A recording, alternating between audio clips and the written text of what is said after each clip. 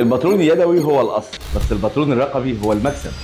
ازاي تدمج بين شطاره ايدك ودقه برنامج جيربر عشان تطلع انتاج مصانع محترف؟ كانت الخناقه دايما بين الباترون اليدوي والرقمي، لكن لما نيجي في الماس برودكشن لازم استخدم الباترون الرقمي لانه هيوفر وقت وجهد كبير جدا. لما بيجي حد لسه هيخش عندنا المجال بنعلمه باترون يدوي لان ده روح المهنه، بنستخدمه في العينات او لما بنكون لسه عايز يلمس القماش ويحس بالمنحنيات، فهو ده الاساس اللي بيبني عندك حس الباترونيست الشاطر. لكن الباترون الرقمي في السرعه والدقه. لما بنشتغل في المصنع عندنا باس برودكشن الورق بيكون عبء تقيل جدا علينا، البرامج بتدينا دقه بالمليمتر، نقدر نعدل المقاسات ونقدر نعمل جريدنج، كل ده بيخلص في ثواني بدل ما تقعد ترسم كل مقاس لوحده والقصه اللي كنا بنعاني منها زمان في اليدوي. طيب هي ايه حكايه توفير القماش؟ دي اهم ميزه عندنا في برنامج جيربر اللي هو الماركر ميكنج، التعشيق الذكي اللي بيقدر يرص القطع جنب بعض باقل مساحه فراغ ممكنه. ان انا البرنامج يوفر لي التعشيق ده في وقت قليل جدا واقدر اعمل كذا ماركر في وقت واحد، ده بيوفر لي الاف الجنيهات في التوب الواحد، وده فرق بيتحول لربح صافي